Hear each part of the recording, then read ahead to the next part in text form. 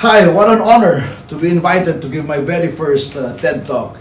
And in the talks that I've given all through these years, the workshops that I've conducted, I've always been asked this question: Coach, what is the best team building activity? Especially in this situation that we find ourselves in, the work from home, remote work, hybrid work environment, what is the best team building activity?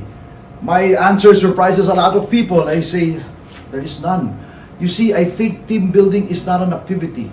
Team building is a process. Team building is a habit. It is a practice. It is something that we do as in organizations, as teams, to make sure that we are consistently building our team to be as effective and as high-performing as it can be. And I learned this the hard way. You see, when I started my head coaching career, I was a young, strappy 29-year-old, a long time ago. And in my very first coaching stint in the Philippine Basketball Association, the professional league here in the Philippines, the PBA, I won a championship right off the bat. In the second tournament, we went to the finals again, although I didn't win the championship. That got me my first Coach of the Year award. The next year, we went to 2 more finals, won another championship, got me my second Coach of the Year award. In other words, in my first 4 years with my first team in the PBA, we went to like 5-6 finals, won a couple championships, won a couple of Coach of the Year awards, and then to my surprise, at the end of my 4th year, I got fired. I was of course disappointed, discouraged, but I said, I'm sure another team will pick me up. And before a month was over, another team did pick me up, and I said, I'm going to prove this my former team wrong. They shouldn't have let me go. I'm a great coach, I'm a great leader. When we very nearly did, in my very first tournament with my second team, we got the 3rd place trophy, best record in their history, best first trophy in franchise existence. And I said, you see, my former team made a mistake. They should not have let me go, because I'm a good coach, I'm a great leader, I've got great offense, great systems, great defense. Well, I was so good that we won that 3rd place trophy in August of 1997. The following month, in September, that second team, which gave them their first ever best finish, fired me. Yes, ladies and gentlemen, I got fired twice in a span of 8 months, even if I was delivering on every important performance metric for a coach. That episode, that incident, as painful and difficult as it was, and it has molded me into the kind of leader I am today, because it taught me a couple of very important lessons. The first lesson it taught me was the value of connection, of relationships. You see, when I started coaching, I was a young coach. I was always with my friends. We had a very strong connection and relationships. And then the wins, the championships started coming, the awards, and you know how it is, you thought that it was all about you as the leader, until so rudely slapped in my face that it's never about us as the leader. Little did I know that my relationship, my connection with my players, which was so strong, started dissipating, until couple of months later, I got fired. The second lesson I learned was the value of coping with change. You see, my first team was trying to tell me something, I wouldn't listen.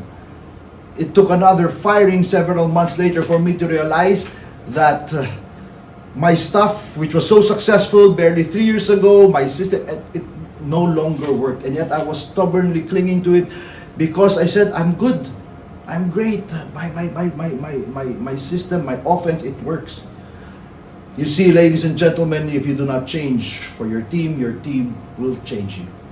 So those 2 difficult lessons that I learned the hard way have shaped me into the kind of leader and the coach I am today. I picked myself up, as difficult as it was, got back into the race, got back into coaching, had the great fortune of being named the national team coach of Gilas, Pilipinas.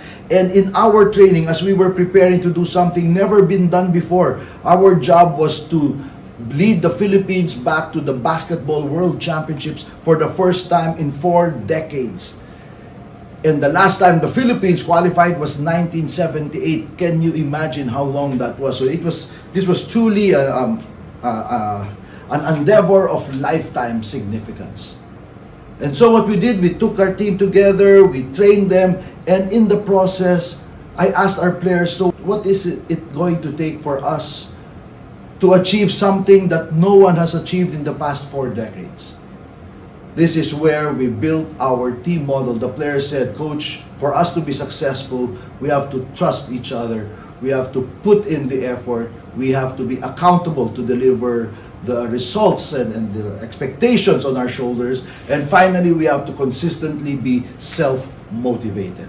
So that's our team model: trust, effort, accountability, motivation.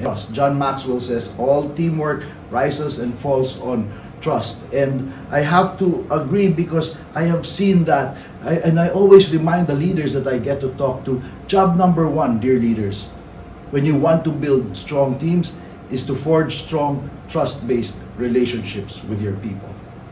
Because when you do that, you model the value of them forging strong trust-based relationships with each other, and more importantly, you model the value of them forging strong trust-based relationships with the clients, with their stakeholders, with the consumers, with suppliers, or everybody else on whom you rely to get most of your business. And when I speak of trust, I'm sure you're all familiar with the financial metrics of your business. You all know ROI, return on investment, return on equity, return on asset, return on sales. Trust delivers a different return. I call it the ROR. Leaders, when you spend a little bit of time and effort forging strong trust-based relationships with your people, and when teammates, individual contributors themselves do the same thing, the return on that relationship is invaluable. It is priceless. And when I speak of trust, I'm reminded of our team captain in that Gilas, in that historic Gilas team, Jimmy Alapag, because Jimmy is our team captain. He's the oldest player on the team, but for a 10 o'clock practice, he's already at our gym shooting his 1,000 3-point shots, running his laps, lifting his weights, and he's the oldest guy, team captain, yet Jimmy first to arrive in practice, last to leave. In other words, Jimmy Alapag is a leader whose attitude, whose behavior, whose actions inspire trust.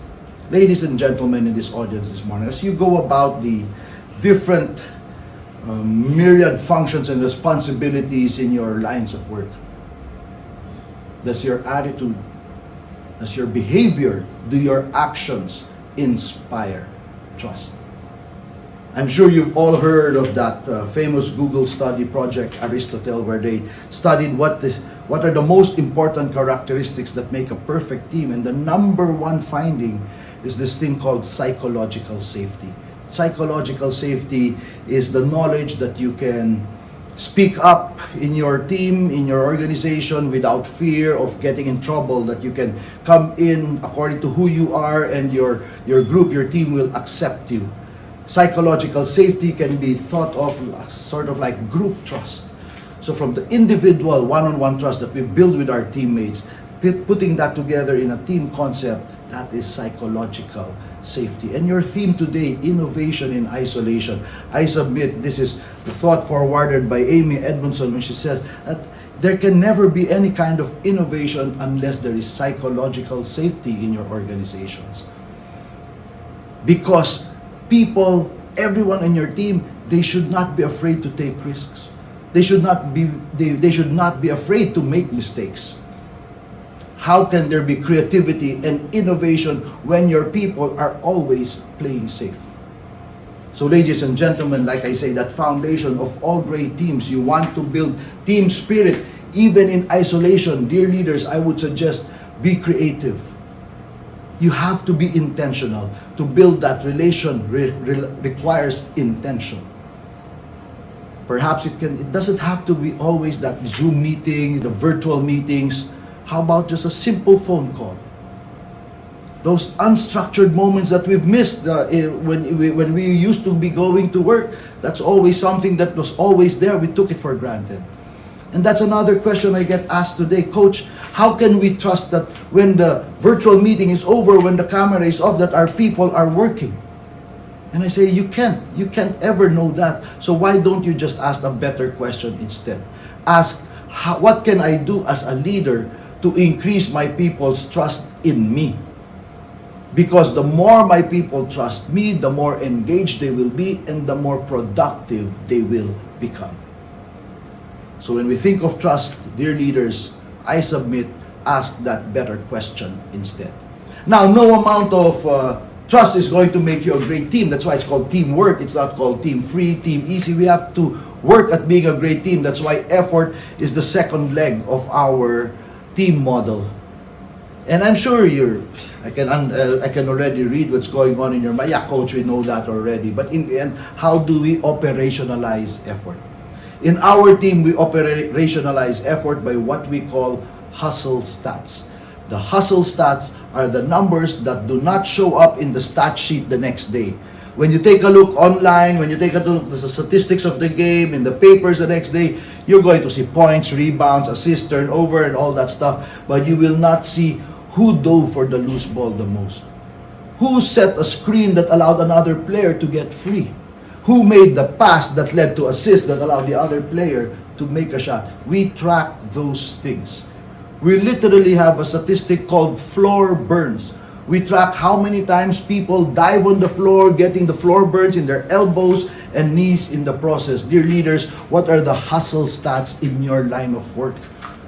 There's nothing wrong with measuring the sales, revenue, business generated, but how about the hustle stats? These are the little things that our rock stars deliver. I'm sure you're familiar with the superstars in your organization, your frontliners, your top earners, your top grossers. We all know who the superstars are. The rock stars, they are the behind-the-scenes people. The rock stars, they are stabilizers. The rock stars are the people without whose efforts the superstars cannot get their jobs done. And the teams that consistently win are when the rock stars and superstars work not only towards one objective, not only towards one goal, but when the rock stars and superstars work with one heartbeat. Dear leaders, that's what you should be thinking about. Sure, it's fine that we have to take care of the superstars in our team, but what about the rock stars? Trust, effort, accountability. And for us, accountability is simply being able to understand that it is about responsibility as it is about ability. I will repeat, accountability is as much about responsibility as it is about ability. And for us, the accountability, I think, of every member on any team is to understand what is the difference between your role and your job. Our role is simple. We know our role. It's in our job description, our functions, our responsibilities. But what's our job? Our job, we only have one job in any organization, in any team. Our job is to do whatever it takes to contribute to the team's success. That's everyone's job in a team. That is the accountability of every single member on any team. But for leaders, I submit that leaders also have an additional responsibility and additional accountability in any organization. Dear leaders, your accountability in any organization is to develop the next generation of your organization's leaders. That means you have to be a great coach, a great mentor, not just boss, manager. So ask yourself the question, dear leader, are you developing your people? And finally, that leads us to our last leg for our team model, which is motivation. And we know that motivation, there's nothing wrong with bonus, incentives, salaries, and all that. That's fine, but these are external motivators. Real motivation is an inside job. It is a heart issue. The only lasting sustainable motivation is internal motivation. It is what's inside your hearts. And I think to every person, every single person in this talk today, in this audience, we have to ask ourselves that question. Simon Sinek calls it their just cause or our why, whatever it is. But I would submit every single member in a team must have his or her own individual why, and it has to align with the team's overall purpose or why. Because as Paul Stoltz has said, the larger your why, the harder you will try. That my own purpose is to help develop the next generation of Filipino leader, men and women who lead their organizations not only to make a profit, but to make a difference. And I hope that's you in this call today. Because what I find is that great positive leadership is infectious.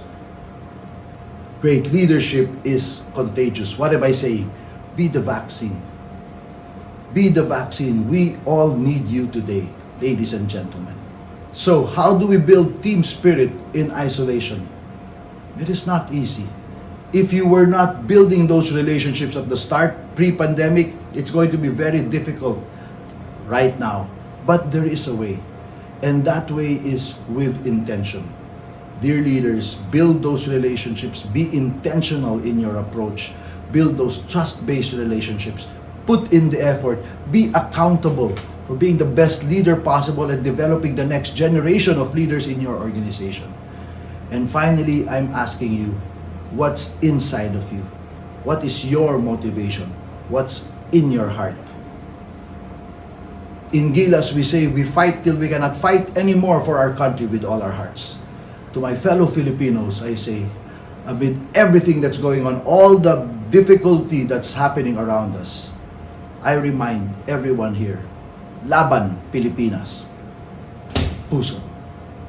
Thank you very much.